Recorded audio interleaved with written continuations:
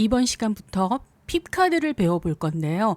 그러기 위해서 먼저 웨이트 타로 카드 78장의 구조를 살펴볼 필요가 있어요.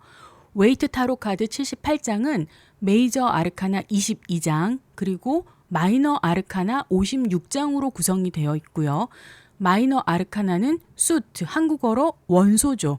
수트 카드라고 부르는데 이 수트 카드 56장은 다시 핍 카드 40장 그리고 코트 카드 16장으로 나뉘어져 있어요.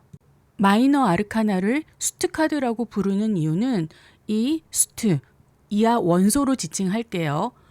원소가 직접적이고 중요한 상징물로 모든 카드에 등장하기 때문이에요. 자, 보세요. 완드, 지팡이죠. 검, 컵, 펜타클이 등장하지 않는 카드가 없죠. 그만큼 마이너 아르카나를 이해하기 위해서는 원소의 이해가 필수라는 거예요. 이전에 올린 코트카드 영상을 보셨다면 사원소와 중세시대 궁정에서 대표 계급 4개가 만나서 코트카드 16인의 궁정인물을 만들어내는 원리를 보셨을 거예요. 그것과 똑같은 원리로 핍카드는 그 명칭이 의미하듯이 4개의 원소가 각각 1부터 10까지의 숫자를 만나서 40장의 핍카드를 구성하는 거죠. 우리가 이 마이너 아르카나 40장을 핍카드라고 부르는 이유는 웨이트 카드 덱 이전의 핍카드는 이미지의 형태가 아니라 각 원소를 카드의 숫자대로만 배열해서 그려놓은 형태였어요. 웨이트 덱 이전의 타로, 비스콘티 스포르자와 마르세이유 덱을 보면 바통, 웨이트 덱에서는 완드죠. 바통 3는 지팡이 3개가 그려진 형태이고요. 컵과 코인, 코인은 웨이트 덱에서는 펜타클이에요. 이 코인 3는 각 원소들 3개가 어떤 배열에 의해서 그려진 형태죠. 특히 컵과 펜타클의 경우는 마치 주사위에 점을 찍어 놓은 형태와 같아 보이죠. 그래서 여기서 숫자 카드를 의미하는 핍 카드라는 명칭이 생겨났고요.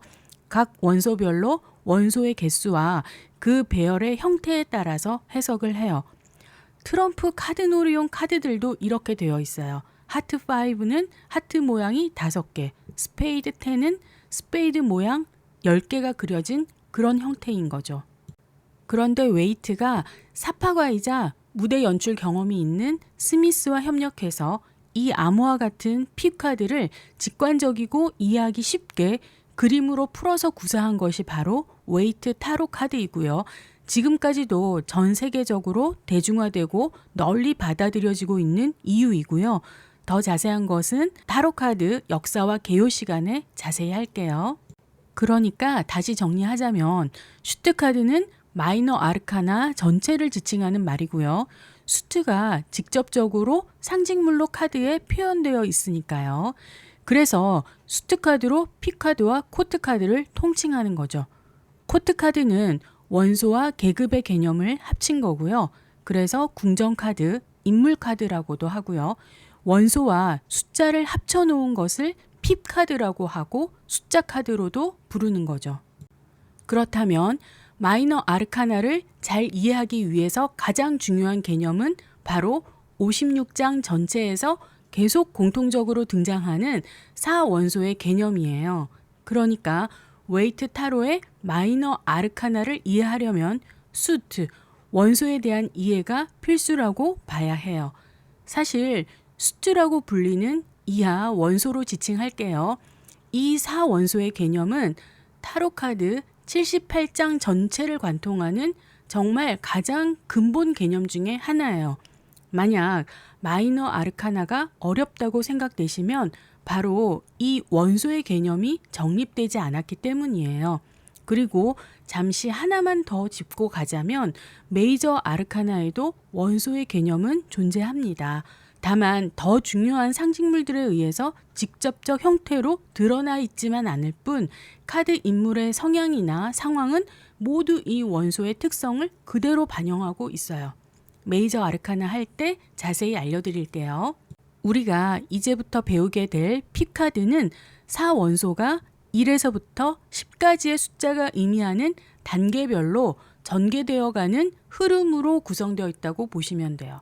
그래서 각 카드별로 추가적 개별 상징들을 제외한다면 피카드의 개념 절반은 사원소이고요. 나머지 절반은 타로 카드의 수비학이라고 해도 과언이 아니에요. 그래서 우리는 이 사원소와 수비학의 개념을 이번 시간과 다음 시간을 통해서 확실히 정립해 나가려고 하고요. 사원소부터 시작해 볼게요.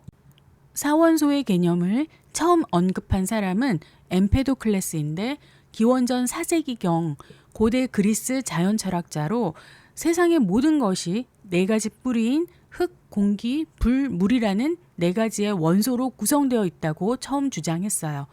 이후에 아리스토텔레스가 각각의 원소에 속성과 성격을 부여하면서 원소의 개념을 정립시켰죠.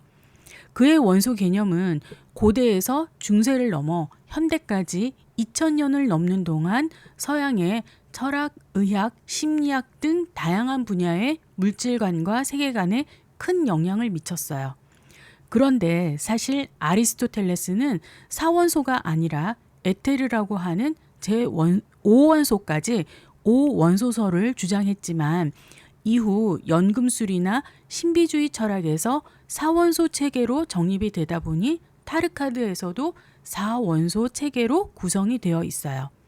이 원소의 개념은 근대에 과학이 비약적으로 발전하고 현대 AI 시대에서는 너무나 부족한 부분이 많은 관념이지만 웨이트가 심취했었던 연금술, 점성술, 신비주의 전통에서는 보편적으로 받아들여진 개념이고 타로카드 78장 전체를 관통하는 핵심 원리라고 볼 수 있어요.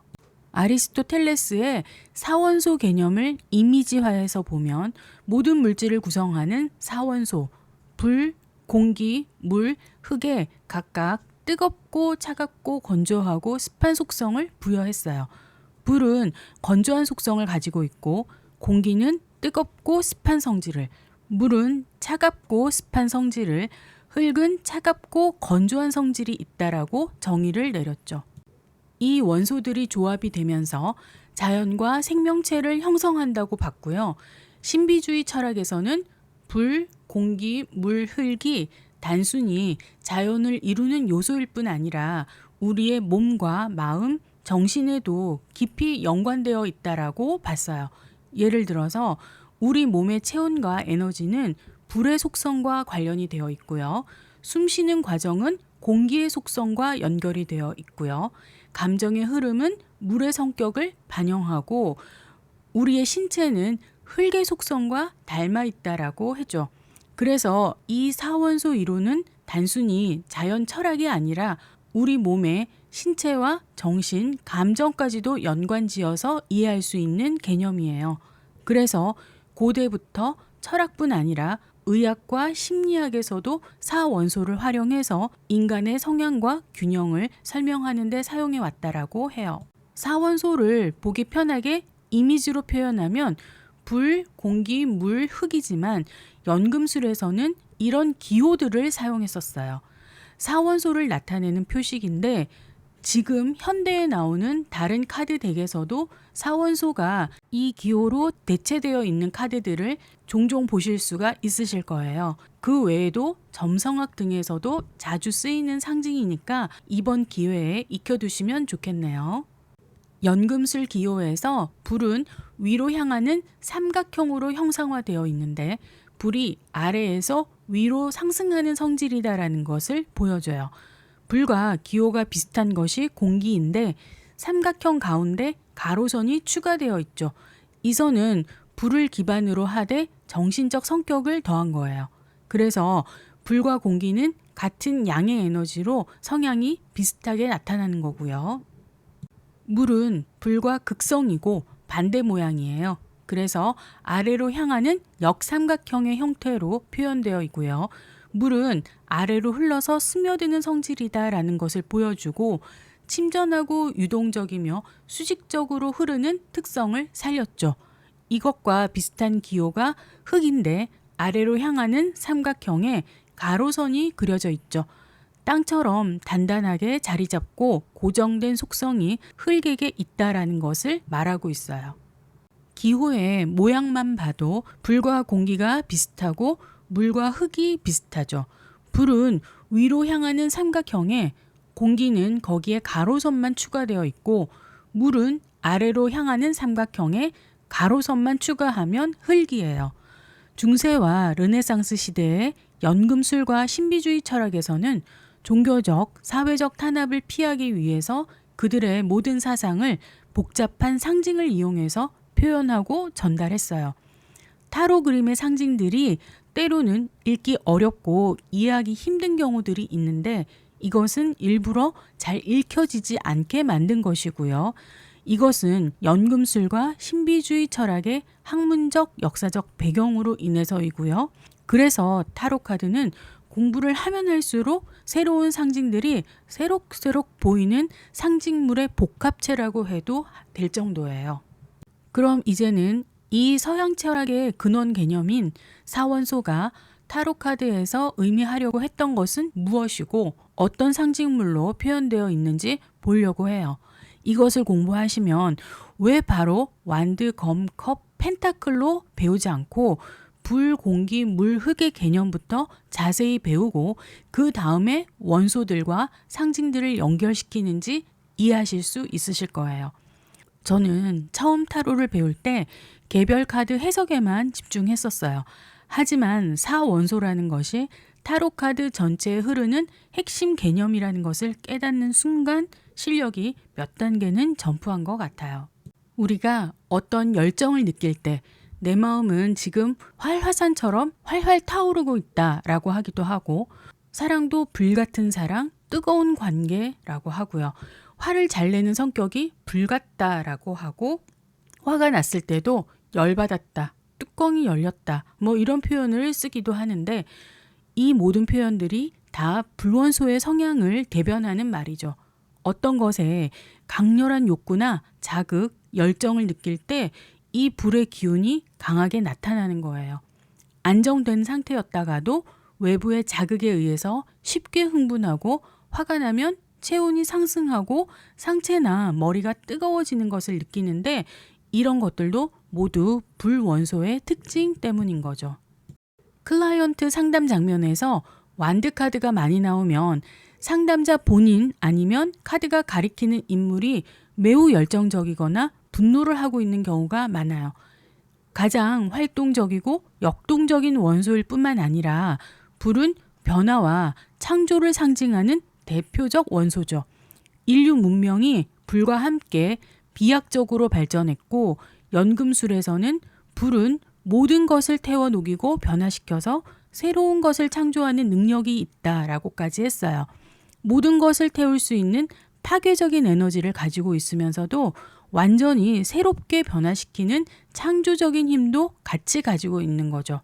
그래서 불순물을 태우고 정화하는 역할도 한다고 했고요.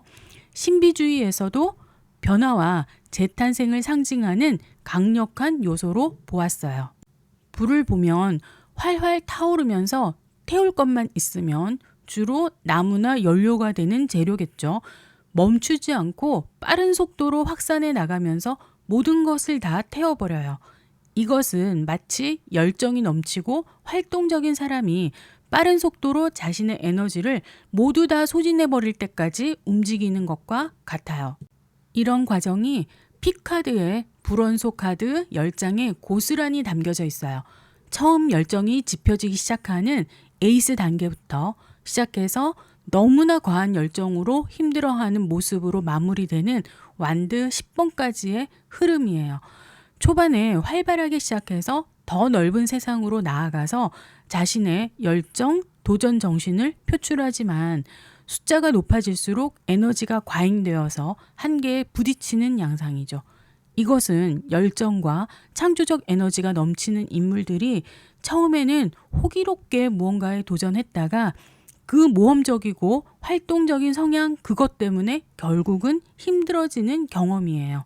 그것이 그대로 완드카드 10장 안에 전개되고 있어요. 공기원소에서 공기는 투명하고 보이지 않지만 강력한 힘을 가지고 있는 것이 우리의 생각과 사고, 이성과 논리, 말과 언어의 표현 등과 닮아 있어요. 우리가 숨을 쉬면서 생각을 정리하고 사고를 하고 이성과 논리를 정립하고 그리고 또 호흡하면서 언어를 말하죠. 타로에서 공기는 사고의 영역, 의사소통과 결단을 다루는 중심축이라고 할 수 있는데 밖으로 표출하고 직설적으로 표현하는 양의 에너지이기도 해요. 그리고 이런 분석적 사고의 영역은 창조와 파괴의 가능성을 함께 품고 있는데 그래서 양날의 검이 되는 거죠. 올바른 방향으로 활용하면 지혜로, 잘못 활용하면 냉정이나 분리의 도구가 돼요. 웨이트 타로에서는 종국에는 모든 상황과 관계가 종결되고 끝나버리는 흐름으로 전개됩니다. 그것이 핍카드의 공기원소 10장의 흐름에서 생생하게 반영되어 있는데요. 처음에는 명확하고 확고한 의지와 결단으로 시작해서 곧 마음의 갈등과 교착 상태에 봉착하고 이성과 논리에 의해서 마음의 상처를 입고 휴식기를 거치지만 또다시 갈등과 대립이 생기고 그로부터 탈출 시도와 교활하고 기민함까지 보이지만 결국은 생각이 많아질수록 머리가 무거워지면서 제한된 사고와 심리적 불안, 고통의 극치를 느끼면서 모든 상황이 종결되는 결과에 봉착하게 되는 흐름이죠. 물을 통해서 타로에서 나타내고자 하는 것은 우리의 감정이에요. 물은 부드럽고 유연하고 흐르는 특성을 가지고 있는데 물이 감정을 상징하는 이유도 감정도 물처럼 흐르는 특성 때문이죠. 더불어 우리 몸과 연관시켜 보면 몸의 70%가 수분으로 이루어져 있고 이런 몸의 수분, 체액이라고도 하고요. 결국 물이죠. 이것이 우리의 감정과 직접적으로 연관되어 반응하기 때문이에요. 슬프면 눈물이 나고 긴장하면 침이 마르고 땀이 나고 흥분하면 피가 몰리면서 체액이 분비되기도 하죠. 또 외부에서 자극을 받으면 감정의 변화가 생기게 되고 그러면 체액이 몸 밖으로 유출되어서 어디론가 흘러가게 되는데 이것을 형상화해 놓은 것이 바로 컵 에이스 카드라고 해요. 외부로부터 받은 자극에 의해 성배에 담긴 감정이 흘러넘쳐서 바다를 이루고 있는 모습을 보여주죠. 물은 경계 없이 흐르고 어디론가 스며드는 특성을 가지고 있는데 이것은 우리의 감정이 현실과 비현실, 의식과 무의식, 과거와 현재, 현재와 미래를 넘나들 수 있는 것과 닮아 있어요. 또 자신과 타인의 경계를 자유롭게 넘나들면서 공감과 감정의 교류도 생기게 되는데 다른 사람이 눈물을 흘리면 같이 눈물을 흘리고 다른 사람이 웃으면 같이 웃을 수 있는 것이 그런 공감인 거죠. 그것은 물의 또 다른 특성, 수용성을 표현하기도 해요. 그리고 물은 감수성을 의미하기도 해서 예술적 감수성, 우리 내면의 영감, 직관, 무의식, 상상, 꿈 이런 것들을 의미하고요. 그래서 예술가의 상상력, 창조적 영감, 직관 이런 것들도 물의 영역으로 받아들여지고 있는 거죠. 피카드에서 감정의 영역을 말하고 있는 컵카드 1번에서 10번까지는 우리가 인생에서 느끼는 다양한 경험의 스펙트럼을 함축적으로 잘 보여주고 있어요. 후회되고 슬프고 상처받은 마음부터 기쁘고 만족스럽고 행복한 감정은 물론 희망, 상상, 직관 같은 요소들도 다양하게 표현하고 있는 것을 보실 수 있어요. 그리고 또 한 가지 중요한 것은 물은 안정과 유지를 추구한다라는 특성을 가지고 있어서 10번으로 갈수록 감정이 만족하고 안정된 상태로 흘러가고 있는 흐름을 볼 수 있죠. 이것은 흑의 카드 10장의 흐름과도 비슷하지만 불과 공기의 카드들과는 반대의 전개예요. 혹시 사고의 영역과 감정의 영역이 혼동되시는 분 계신가요? 또 언어가 왜 공기의 영역인지 궁금하셨었던 분 계실까요? 만약에 그렇다면 이 내용이 도움이 되겠네요. 생각과 사고의 영역에 언어와 소통이 들어가는 이유는 우리가 마음에서 언어가 나온다라고 해요. 이때 마음은 가슴의 heart가 아니라 mind인 거죠. heart, 가슴에서 언어가 나오는 것이 아니고 mind, 사고의 영역, 공기의 영역에서 언어가 나오는 것이죠. 또 처음에는 마음이라는 것이 어떤 때 감정의 컵이 되고 어떤 때 생각의 검이 되는지가 헷갈리기도 해요. 그럴 때도 heart와 mind로 구분해서 생각하면 heart는 가슴, 감정의 영역인 것이고요. mind는 언어를 만들어내는 생각으로 이성과 논리, 통찰이 지배하고 결단과 선택을 하게 하는 영역인 것이죠. 그리고 저는 이러한 강력한 사고의 힘이 실제 검보다 더 강력하고 무섭다라고 생각하는데요. 때로는 이성적이고 논리적이고 통찰적이고 사고와 언어, 판단의 날카로운 도구가 되어서 상대에게 마치 실제 검보다 더 상처를 입히고 갈등을 유발시킬 수 있다는 것에서 검으로 이 사고의 영역을 표현한 것이 참 대단한 선택이었다라고 생각합니다. 마지막으로 흙의 원소를 볼게요. 앞에서 본 세 가지 원소 중에 흙은 처음으로 손에 만질 수 있고 손에 쥐어지는 물질적 형태를 가진 원소예요. 불은 볼 수는 있지만 너무 뜨거워서 만질 수 없고 만지면 화상을 입어서 손의 형태가 변하죠. 공기는 보이지도 만져지지도 않고요. 물은 만질 수는 있지만 손에 잠시 고이게 할 수 있을 뿐이지 이내 손가락 사이로 흘러버리죠. 그래서 이들은 모두 손에 쥘 수 없다는 공통적 특징이 있었어요. 하지만 흙은 사원소 중에 유일하게 손으로 만지고 느낄 수도 있고 손에 잡히기도 할 뿐만 아니라 흙을 쌓거나 단단하게 만드는 것과 같이 형태를 구축할 수도 있어요. 그리고 흙은 새로운 생명이나 물질적 결과물을 만들어내는 원소죠. 원래 흙은 씨앗을 받아들이고 물질적인 성장을 가능하게 하는 기반이 되고요. 그래서 4원소 중 가장 무겁고 안정적이면서 고정되고 현실적인 특성을 가지고 있다고 할 수 있어요. 그래서 흙 원소를 담당하는 마이너 핍 카드와 인물 카드, 메이저 카드들을 보면 모두 현실화나 물질화가 되고 현실을 고정되고 안정되게 유지하는 완성하는 것들과 관련이 있어요. 우리는 지금 피카드를 배우고 있으니까 피카드 1번에서부터 10번까지를 보면 물질적, 현실적 세계에서의 결실을 이루어가는 과정이 그대로 표현되어진 것을 볼 수 있는데요. 현실적 세계에서 잠재력이 싹트는 펜타클 에이스에서 출발해서 함께 일하며 기반을 닦아서 성취를 이루지만 손실과 결핍 등의 어려움도 겪을 수 있고요. 그래서 회복과 상호 지원을 통해서 균형을 맞추고 결실을 기다리며 꾸준한 노력과 숙련은 결국 결실의 향유와 자유를 경험하게 해주고요. 개인적 성취를 넘어서 지속되는 유산으로 후손에게까지 물려줄 수 있는 완성의 단계로 귀결되고 있다는 것을 보여주고 있습니다. 이번에는 짧게나마 사원소의 배치 순서에 대해서 보려고 해요. 사원소는 보통 불, 물, 공기, 흙의 순서로 표현하는 경우가 많고 현대 카드 덱에서는 주로 공기를 마지막에 배정하는 경우도 있어요. 연애에 대한 점사를 주로 보는 시간의 바퀴에서는 계절을 배정해서 봄, 여름, 가을, 겨울의 순으로 물, 불, 흙, 공기 순으로 정하기도 하지만 우리는 불, 공기, 물, 흙의 순서대로 갈게요. 여기에는 여러 가지 이유가 있지만 가장 큰 이유는 불과 공기가 비슷한 양의 에너지, 외향적, 남성적 에너지를 가지고 있고 변화와 도전, 창조를 추구하는 성향이 비슷해요. 이와 반대로 물과 흙은 음의 에너지로 여성적, 수용적이고요. 정적이면서 변화와 도전보다는 안정과 유지를 추구하는 대조적 성향으로 묶을 수 있기 때문이죠. 변화와 도전을 추구하는 것과 안정과 유지를 추구하는 성향은 서로 반대이고 실제 상담 장면에서 너무나 중요한 리딩의 원천이 되므로 잘 기억해 두시면 좋겠습니다.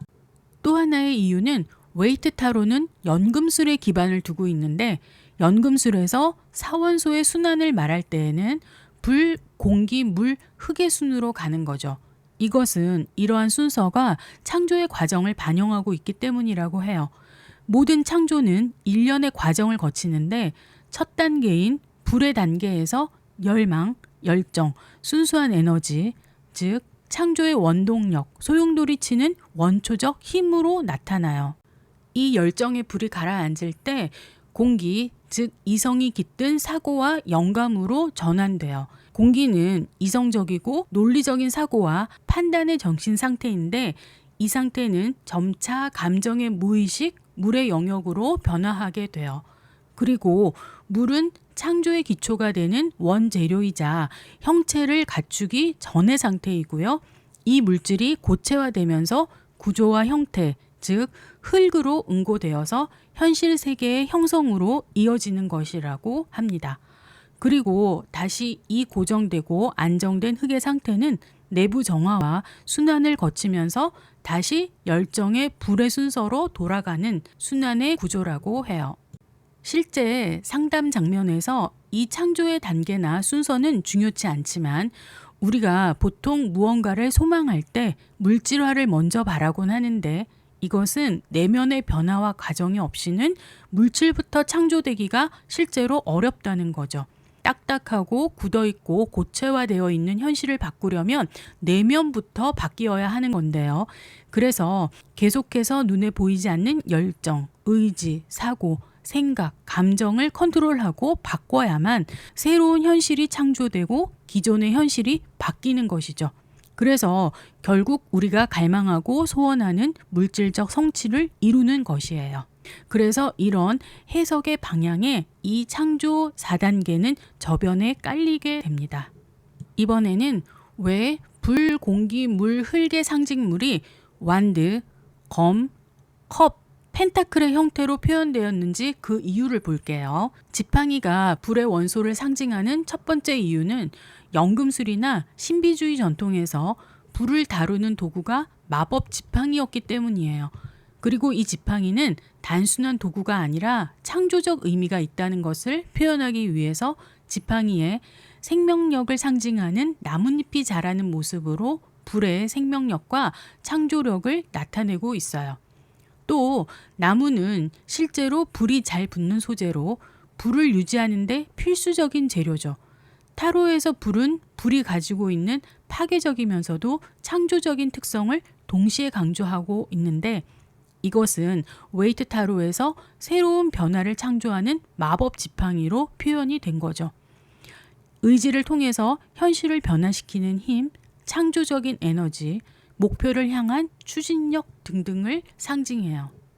공기 원소는 양날의 검을 상징물로 사용하고 있는데 왜 검으로 표현되어 있는지에 대한 고찰을 조금 세밀히 해보자면 공기 원소는 가볍고 눈에 보이지 않고 손으로 잡을 수도 없어요. 그래서 타로 카드에서는 공기 원소를 검뿐만 아니라 바람, 구름, 새, 나비 등으로도 상징을 하는데요. 자유롭고 유동적이고 빠르게 하늘을 날아다니는 특징으로 자유와 분리의 속성을 가지고 있음을 나타내는 거죠. 검은 모든 것을 끊어내고 분리시키고 그래서 자유를 선사해 주죠. 하지만 날카롭고 명확하고 냉정해서 상처를 주고 갈등을 일으키기도 해요. 자유로움, 분리 이런 것을 담당하고 무엇이든 끊어낼 수 있는 단호함을 보여주죠. 그리고 앞에서도 잠시 언급했지만 사고의 영역을 표현하는 도구로서 이성, 논리에 근거한 판단과 선택 그리고 언어의 명료한 표현은 때로는 실제 칼보다 더 날카롭게 어떤 상황이나 관계를 끊어낼 수 있어요. 그런 의미에서 검은 공기 원소를 상징하기에 딱인 것이죠. 또 우리가 생각을 많이 하는 순간은 주로 갈등의 상황에서인데 그래서 검카드는 고민이나 갈등이 있는 상황에서 이성적인 판단과 냉철한 결정을 내릴 때 자주 등장하고요. 상대가 이런 생각을 가지고 있어도 등장해요. 인간관계를 자를까 말까 고민하는 순간에도 자신의 기준에 합격인지 불합격인지를 판단할 때도 검카드는 등장하죠. 검의 P카드는 특히 클라이언트가 어떤 갈등을 겪고 있고 그 안에서 어떤 생각을 하면서 어떤 결정을 내릴지에 초점이 맞춰져 있어요. 생각이 하나일 때는 너무나 명확하지만 숫자가 증가하면 할수록 점점 생각이 복잡해지고 검 8번과 9번 같은 경우는 자신이 만든 생각의 틀 속에 갇혀서 극도의 공포와 불안, 고통을 느끼다가 10번에서는 결국 사망하죠. 그 정도로 사고가 많아진다라는 것의 무게가 사람에게는 무거워서 죽을 정도로까지 느껴진다라는 것을 의미하는 흐름이에요. 분위기를 전환해서 물의 상징물 컵을 볼게요. 물은 하강하는 에너지로 어딘가에 담기거나 고이는 특성을 가지고 있는데 이것을 타로에서는 여성의 자궁처럼 근원적인 수용의 그릇이자 성배의 형태로 표현하는 것이죠. 물을 컵으로 상징하는 것은 어쩌면 당연한 연결인 것 같지만 더 깊은 의미는 생명을 잉태하는 양수가 자궁에 담겨 있고 그 모양을 닮아서 자궁 모양의 성배 형태로 표현한다고도 해요. 피카드에서 물 원소의 시작인 컵 에이스에 이러한 개념들이 모두 담겨 있다고 해요. 감정은 눈에 보이지는 않지만 우리 내면에 담겨져 있고 형태는 없지만 분명히 느낄 수 있는 요소라는 점에서 감정은 물과 비슷한 속성을 지니고 있고 컵은 감정을 상징하게 된 것으로 보는 거죠. 여기서 잠시 물을 담는 컵과 여성의 자궁의 연결 내용을 하나 보려고 하는데 더불어 공기의 상징인 검이 분리와 자유, 사고와 언어를 상징한다는 부연 근거도 같이 볼게요. 우리가 공기 원소 검을 처음 경험하는 순간은 태어날 때인데요. 엄마 뱃속에 있을 때는 양수 속에서 보호를 받으면서 엄마와 감정적으로 연결이 되어 있죠. 물 원소는 경계가 없어요. 그래서 엄마의 감정이 그대로 아이에게 전달되는데 마치 물이 스며들고 연결되는 속성이 있는 것처럼 이 시기에는 엄마가 아이이고 아이가 엄마인 것처럼 느껴지는 거죠. 그런데 세상 밖으로 나오는 순간 탯줄을 가위로 자르게 되고 엄마와 연결이 끊어지는 거죠. 자가 호흡이 시작되는 이 순간 아이는 엄마로부터 분리되면서 독립적인 개체로 태어나게 되는 거죠. 그래서 그것을 자르는 도구인 검은 자유와 분리를 상징하게 되었어요. 이 자유와 분리는 마법사의 카드에서도 보여주고 있는데 자아와 언어가 생기면서 분리가 되고 자유롭게 자신의 의사를 언어로 표현하게 되는 거죠.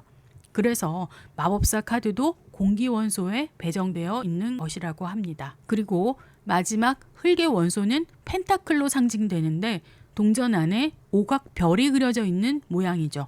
이것은 흙이 새로운 생명이나 물질적 결과를 만들어낼 수 있으며 사원소 중 가장 무겁고 안정적이어서 획득하고 얻어진 물질적 결과물을 유지하고 지켜낼 수 있는 가장 유용한 형태를 반영한 것이에요.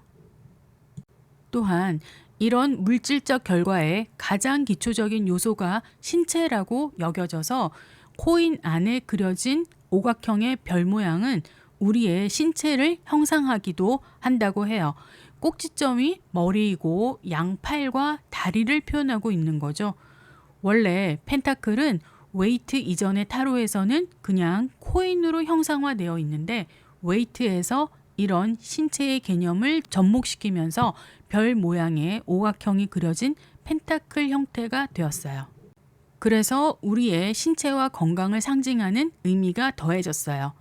이 펜타클은 실제 상담에서 건강, 돈, 직업, 경력, 학위, 자격증과 같이 물질적 가치나 유형의 결과물을 통해서 안정과 관련된 이슈에서 등장하고요.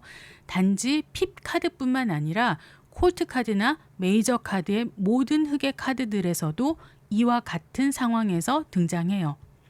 실질적이고 현실적이고 물질적인 결과와 성취의 행방을 알려주는 역할을 하는 거죠. 지금까지 우리는 타로카드 전반에 흐르는 4대 원소 특성과 그 상징에 대해서 자세히 알아봤죠.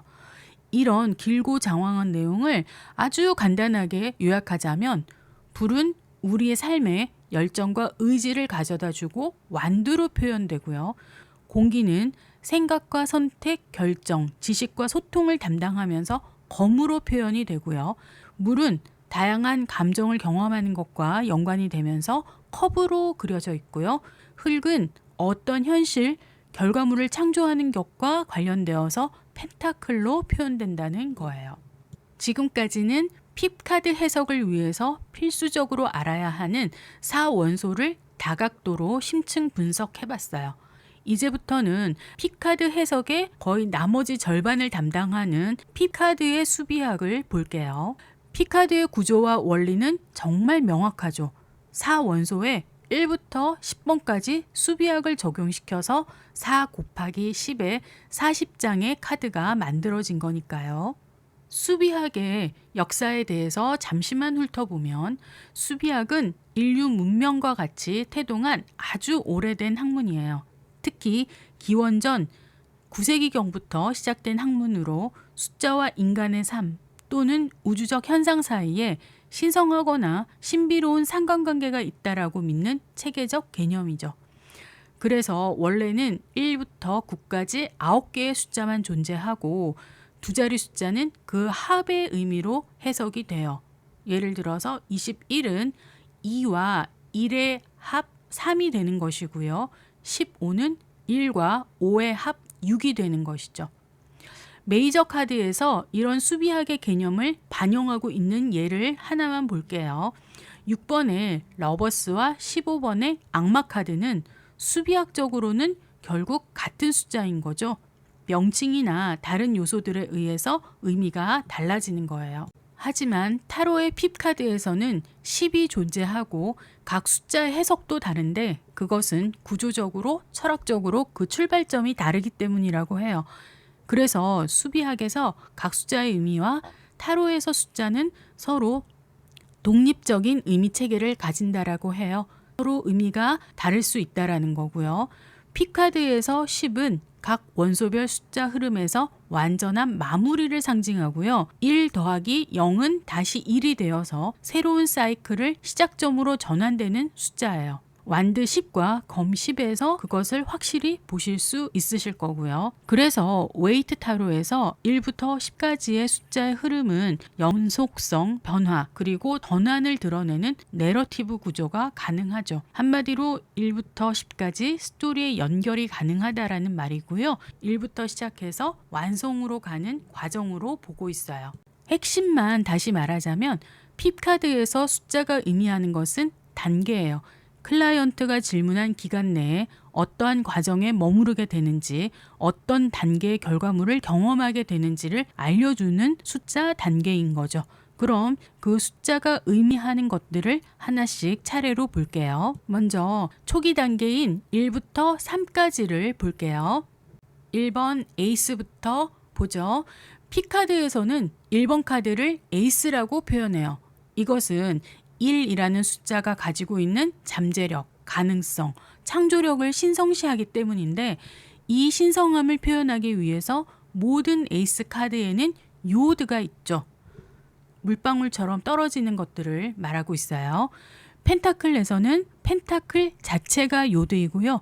요드는 메이저 카드를 통해서 자세히 여러 번에 걸쳐서 배우시게 될 거라 여기서는 요드의 바브를 지칭하는 말로 신이 말하는 첫 번째 발음, 신의 손길, 신이 주신 선물, 기회, 잠재력 등을 의미한다 정도로만 보고 갈게요. 에이스 단계는 첫 시작이므로 결과의 단계까지 가기 위해서 꼭 거쳐야 하겠죠. 출발과 시작의 이 에이스 단계를 통해서 어떤 영감이나 아이디어, 기회, 가능성을 놓치지 말아야 결과에 도달할 것이기 때문에 혹자는 까르페 디엠, 지금을 놓치지 말라라는 의미를 담은 라틴어 구절을 인용해서 에이스 단계를 표현하기도 합니다. 기회를 놓치지 말고 자연스럽게 지금을 누리라라는 메시지이죠. 조금 더 자세히 보자면 1번은 1단계죠. 이 단계에서는 새로운 시작과 출발을 하게 되죠. 초기 단계의 경험을 하게 되고요. 만져지지 않는 불, 공기, 물에서는 가능성만 존재하고 잠재력만 있다면 흙에서는 비로소 결과물이나 결실이 첫 단계에서부터 얻어질 수 있겠구나 예측할 수 있어요. 보통 클라이언트가 무엇인가를 시작하려고 하는 출발과 시작의 첫 단계에서 많이 보여져요. 카페를 열었는데 올해 말까지 안정적으로 자리를 잡을 수 있을까요? 라는 질문을 했다면 완드, 검, 컵, 에이스 카드들은 모두 성공의 가능성이 있는 도전이다 라는 정도의 메시지만 전달해 줄 수 있지만 펜타클 에이스의 경우는 확실한 물질적 결과물을 얻을 수 있는 사업을 시작하셨네요 라고 직접적으로 긍정적인 답변을 해줄 수 있는 거죠. 초기 단계에서부터 작은 결실이라도 얻게 될 수는 있지만 아직 초기 단계의 결실일 뿐인 거고요. 더 큰 성공을 보장한다는 답변을 해줄 수 있기 위해서는 펜타클의 마지막 단계, 펜타클 9번이나 10번이 나와주면 확실해지는 거예요. 2번은 조화와 균형을 나타내는 숫자예요. 1번에서 진전된 상황, 3번에서 하게 될 최초의 완성이나 결실을 위해서 각 원소별로 3단계를 준비하는 계획의 단계가 2번인 거죠. 원소별로 균형점을 찾는 단계라고 할 수도 있고요. 말 그대로 균형과 조화를 이루는 것을 보여주는 단계인데요. 각 원소에 맞는 조화와 균형을 경험하게 되는 2번이라고 보시면 되겠습니다. 불원소인 완드2는 안전과 모험 사이에서 고민하면서 준비하는 모습을 다루고 있고요. 소드2에서 소드는 사고를 의미하므로 이 생각, 저 생각, 이 선택, 저 선택 사이에서 균형과 조화가 이루어지다 보니까 선택을 하지 못해서 교착 상태에 빠진 모습을 보여주고 있어요. 컵2는 너와 나 사이의 균형, 그리고 파트너십, 두 사람의 사이에 두 사람의 감정에 친밀한 균형과 조화가 있다라는 것을 보여주고 있고요. 펜타클 2는 물질과 현실을 다루니까 이물질과 저물질 사이의 균형과 조화, 조금 더 구체적으로 본다면 이번에 주인공이 가지고 있는 한정된 자원과 불확실한 환경 속에서도 중심을 잃지 않고 자신의 자원을 효율적으로 분배해서 균형을 유지한다는 의미로 해석할 수 있어요. 이런 식으로 수비학과 원소만 알면 카드의 기본 의미는 다 정리가 돼요. 여기서 각 카드별로 그림 속에 개별 상징이 있다면 그 소소한 의미를 추가해서 해석에 적용하면 되겠죠. 아직 각 카드별로 분석과 해석이 들어가지는 않았으니까 지금은 이런 식으로 피카드를 보는구나 정도로만 정리하시면 되고요. 숫자 카드이므로 숫자끼리 단계는 같은데 원소에 따라서 소재나 테마가 달라지는구나 정도 이해하시면 되겠죠. 3번은 최초의 완성을 의미하는 수예요. 그래서 숫자가 3번이 되면 어떤 식으로든 초기 단계에서의 완성을 이루게 되죠. 이번에 조화와 균형을 통한 준비 과정을 거쳐서 최초의 틀이나 완성이나 결과물이나 결실을 얻게 되는 단계가 3번인데 그 완성물은 원소의 의미대로 표현이 되어지겠죠. 완드 3은 자신의 열정으로 결실을 얻었지만 또 다른 열정으로 새로운 비전을 보고 있어요. 검 3는 사고와 논리, 이성과 명확한 언어를 실행한 그 결과를 맞이하고 있는 것이고요. 컵 3은 그야말로 감정의 완성, 기쁨의 향유를 보여주고 있어요. 펜타클 3은 다른 사람들과의 협력을 통해서 결실을 맺으려고 하고 있거나 그렇게 될 것임을 알려주고 있다. 하지만 3번까지도 초기 단계의 수확을 경험하게 된다는 것을 보여주고 있고요. 아직 완전한 결실은 아닌 것이죠. 단지 원소별 첫 결과가 나온다라는 것을 보여주고 있어요. 4번부터 5번은 중간 단계로 4번은 안정과 고정을 말하는데요. 1번부터 3번까지의 과정이 고정되고 안정을 맞이하는 숫자예요. 그래서 각 원소별로 가장 안정된 상태로 카드들이 그려져 있죠. 그런데 이 4번의 안정에만 머물러 있으면 고착화가 되고 안정에 집착해서 변화하지 않으려고 하죠. 그래서 주어지는 경험이 5번이에요. 5번에서는 실패나 갈등, 시련, 분열 등의 여러 가지 고난의 시기를 맞이하는데요. 사회 안정에서 벗어나서 변화, 시련, 갈등, 분열과 상실을 경험해요. 안정 다음의 변화로 통칭할 수 있어요. 5번에서는 실패, 갈등, 시련, 분열 등의 여러 가지 고난을 맞이하는 시기인데요. 4번의 안정에서 벗어나서 변화, 시련, 갈등, 분열과 같이 상실을 경험하고요. 안정 다음의 변화로 통칭할 수 있겠죠. 5번에서는 실패, 갈등, 시련, 분열 등의 여러 가지 고난의 시기를 맞이하게 되는데요. 사의 안정에서 벗어나서 변화와 실현, 갈등, 분열과 상실을 경험하죠. 안정 다음의 변화로 통칭할 수 있고요. 한마디로 변화를 말하는 카드들이라고 봐요. 왜 이런 경험을 해야만 하는가? 그래야지만 4번에서 멈추지 않고 새로운 방향으로 나아가고 도전이나 성장을 계속하게 되는 거죠. 웨이트가 타로 카드를 통해서 전달하고 싶은 내용에는 영적인 성장이 있잖아요. 그래서 우리 삶에 꼭 필요하거나 겪어야만 하는 실패나 시련, 어려움을 상징하는 그런 카드들로 그려져 있어요. 숫자 5번은 필터와 같은 역할을 한다고도 해요. 진정 자신의 것이 아니거나 불필요한 것들을 걸러주는 역할을 하는 거죠. 마치 타워에서 잘못된 방향으로 나아가고 있다가 그것에서 탈출하게 되듯이 5번 역시 자신에게 맞지 않은 방향에서 수정할 수 있는 변화의 사건들이라고 할 수 있어요. 카드별로 자세한 얘기는 좀 더 하고 싶지만 그것은 각 단계에서 자세히 볼게요. 6번은 개선, 조화, 균형, 통합, 인간관계 등을 말하고 있는데 5번의 위기가 극복되고 혼란이 정리가 되고요. 실현의 상태가 개선되어서 다시 균형과 조화를 찾아가기 위한 경험들을 6번에서 하게 되고요. 사람 사이의 관계에서도 5번에서 모두 분열되었다면 6번에서는 다양한 노력을 통해서 극복되고 화합되는 모습으로 그려져 있어요. 7번은 다시 도전하고 고난이나 탐색의 과정을 거치는 것을 말하는데요. 6번에서 조화와 안정, 개선, 성취 후에 찾아오는 변화의 불안정 상태를 나타내면서 새로운 국면을 맞이하고 재정립이 요구되는 시기임을 알려주고 있어요. 이전까지의 흐름이 더 이상 유효하지 않은 순간이 오고 스스로 중심을 잡고 방향을 설정해야 하는 시기이죠. 지금까지의 방식을 재점검하고 앞으로의 길을 다시 설계해야 함을 암시하기도 하고요. 앞으로 9번, 10번에서 얻게 될 결과를 새로운 과제, 도전 목표로 설정하고 그것을 향해서 전투적으로 나아가는 단계이기도 해요. 이 단계에서 어느 방향으로 나아갈지 결정을 하게 되는데 완드 7의 경우는 이전의 성취와 지지를 넘어서 새로운 국면으로 나아가기 위해 치열하게 고군분투하는 모습을 보여주고 있죠. 8번은 반복과 고정을 말하는데요. 7번에서 새로 정한 방향으로 고정되는 숫자가 8번이에요.